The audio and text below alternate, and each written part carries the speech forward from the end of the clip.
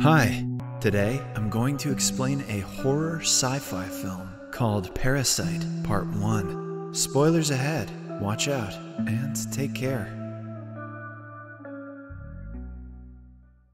The movie begins with mysterious aliens called the Parasites starting their invasion of humans. They infect humans by entering their brains. One such parasite enters the brain of a middle-aged man sleeping next to his wife, while another such parasite tries to enter the brain of a high school student named Shinichi Izumi. However, the alien fails to bypass Shinichi's earphones and hence resorts to infecting his right hand instead. Startled, Shinichi screams and tries to get it out. Upon hearing him screaming, Shinichi's mother, Nobuko, rushes to check up on her son. She checks his hand but doesn't find anything wrong.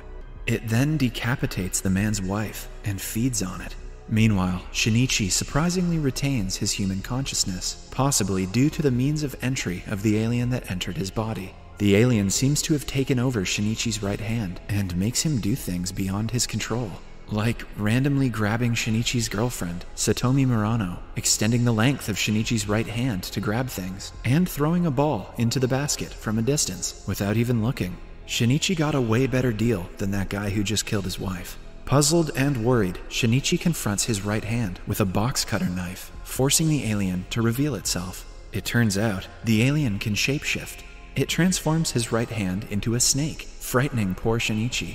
However, unlike the other aliens, who are ruthless killers, the alien that has taken over Shinichi's hand is more friendly. It reveals that it was supposed to feed on Shinichi's brain, but failed to do so because of his earphones. Now, it has permanently become a part of Shinichi's right hand, and will live as long as the boy lives. With no other choice, Shinichi befriends the parasite and names him Migi. As Migi learns about the Japanese language, sword fighting, human anatomy, archery, the other alien goes on a killing rampage. While returning from school, Migi senses the presence of other brain-eating aliens and drags Shinichi to a nearby restaurant. They find the main door closed, so they sneak into the restaurant through the back door. To their horror, Migi and Shinichi witness the brain-eating alien feeding on a human. The alien senses Migi's presence and happily welcomes it. However, the alien soon realizes that Migi hasn't killed its human host. The alien then starts walking towards the boy with a lust in his eyes for his brain.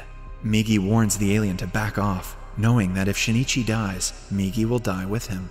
However, the alien reveals that although two alien brains can't reside in one human head, Migi can reside in the alien host's hand. The alien then amputates its host's hand and asks Migi to move over so the alien could feed on Shinichi's brain. However, Migi declines and the two aliens fight each other. Migi makes use of the sword fighting lessons and decapitates the alien host's body, consequently killing the alien. Relieved, Shinichi thanks Migi for saving his life. However, Migi tells him that it killed the alien only because the alien's transferring proposal was risky, so preferred living in his hand. It is revealed that Migi is able to survive in its host's hand because of the nutrients it is getting from Shinichi's diet. Migi tells him that it will protect him from everything as long as Shinichi keeps eating that sweet McDonald's. Meanwhile, Detective Hirama starts investigating the murders. He suspects that a cannibalistic killer is on the loose. That's pretty far-fetched, Detective. You should probably be looking for aliens. The next day in school, Shinichi's principal introduces a new teacher named Ryoko Tamiya. To Shinichi's dismay, Migi reveals that his new teacher has been taken over by an alien. They later confront Tamiya. Tamiya assures them that she means no harm and invites them to talk after school. They later meet at an aquatic zoo where Tamiya introduces them to two other aliens, Shimada Hideo, a high school student, and Mr. A police officer. The aliens ask Tamiya why she brought them to meet a human. Tamiya, who seems more reasonable compared to other aliens, reveals her interest in studying the human's way of life without creating a media spectacle. She asks Migi and Shinichi to cooperate with them. When Shinichi and Migi decline her offer, Tamiya warns them of dire consequences if they try to get in their way. She reminds them that Satomi and the entire school is at her mercy. Back at home, seeing Shinichi so distant of late, his mother asks him if he's okay. She nudges him to open up, but Shinichi only gets irritated and tells her that he is not a child anymore and doesn't have to tell his mother everything. Besides, he's having lots of fun with his hand in his room these days. The next day, while returning from school, Migi and Shinichi run into Mr. A. Migi senses the alien's intention to kill and asks Shinichi to avoid him. Shinichi heeds his advice and runs away, but Mr. A follows him into a secluded alley. With no other choice, Migi decides to finally confront him and order him to back off. Mr. A warns them that he is not like Tamiya. He reveals that he heard about the parasite that Migi murdered in a restaurant. He calls Migi a dangerous parasite who must be dealt with. An intense battle follows. As Migi and Mr. A fight, Shinichi slowly moves closer to the alien, hiding a metal pipe in his left hand. When he gets close enough, Migi gives him a green light, and Shinichi impales Mr. A with the pipe. As Mr. A collapses on the ground, a frightened Shinichi runs away. Shinichi is shaken after killing a man, but Migi, amused by nature, reminds him that the alien had already killed the human when it took over the host's body. Meanwhile, while returning home from the market, Shinichi's mother notices the helpless Mr. A in the alley. She nervously inquires if he is okay from a distance. Back at home, Migi suspects that an alien is approaching their home. Frightened, Shinichi rushes to the kitchen and grabs a knife. The door opens, and it is revealed to be Shinichi's mother, Nobuko. Migi warns him that Mr. A has taken over his mother's body, but Shinichi refuses to believe it. Shinichi breaks into tears and goes into denial. He apologizes to his mother for hiding the truth from her and pleads with her to stop joking with him. Disregarding his emotions, Mr. A then pierces Shinichi's heart and mortally injures him. Migi screams in disbelief as Shinichi collapses on the ground. Mr. A tells Migi that it is over for both Migi and Shinichi. As Mr. A leaves, Migi enters Shinichi's body through the hole that Mr. A left on his back. 2 days pass by, and Shinichi lays motionless in his home. He eventually gains consciousness and gets up. Migi reveals that it used a piece of itself to cover the hole in Shinichi's body, and left a part of itself in his heart that had been destroyed. Migi then returned back to Shinichi's right hand. It was an experiment, but fortunately, it worked. However, Shinichi is not so excited about being alive after losing his mother. He tells Migi that it should have let him die and breaks into tears. After collecting himself, Shinichi heads to his school to confront Tamiya. He asks her about Mr. A, but she refuses to disclose his whereabouts. Angered, Shinichi shoots a knife at her, but she effortlessly blocks his attack and leaves. Meanwhile, Detective Hirama finds Shinichi's fingerprints on the iron pipe and restaurant. Still grieving, Shinichi wanders around the city and comes across a political rally. Migi determines that the politician named Takeshi Hirokawa, addressing the crowd, has been taken over by an alien. It speculates that the aliens want to create a place where they can eat humans. They should look no further than the Church of Scientology. Later, Detective Hirama drops by Shinichi's home. He asks him about the policeman's murder, but Shinichi denies having any knowledge.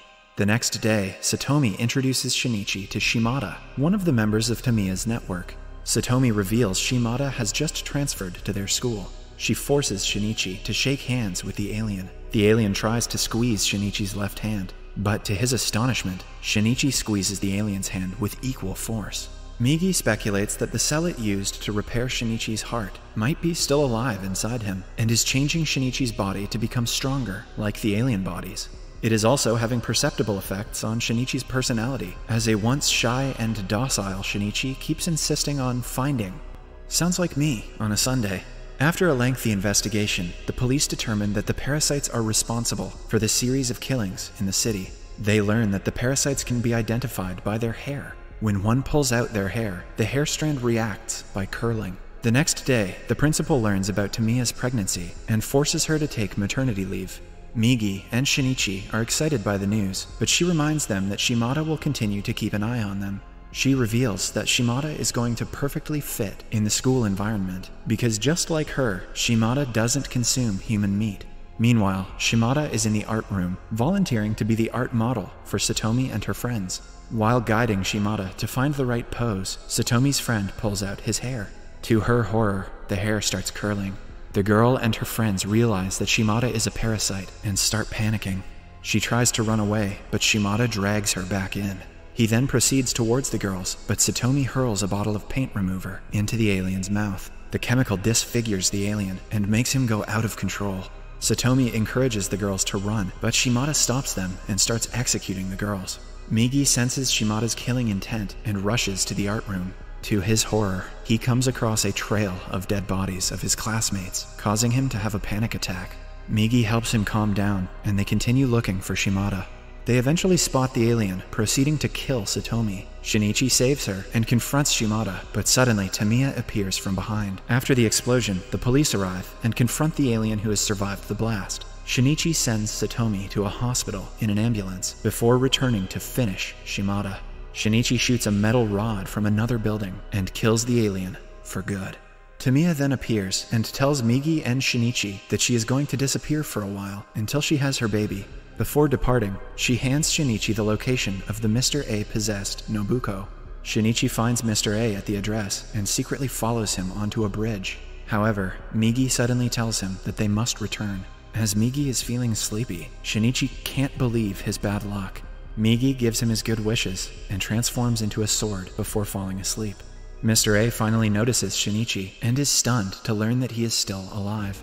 The alien then launches an attack, but is even more surprised by Shinichi's speed. While dodging Mr. A's attacks, Shinichi starts moving closer and closer to the alien, killing Mr. A with her. Over the course of the next few days, Hirokawa wins the mayor's election and promises to deliver on his promises. Typical politician. Meanwhile, Detective Hirama is approached by a Special Assault Team, or SAT, officer named Yamagishi, who makes him sign a letter of confidentiality for a project called Human Life Protection. Tamiya and Hirokawa are seen talking to a mysterious parasite named Goto, who reveals that when he took over its human host's body, it was instructed to finish mankind.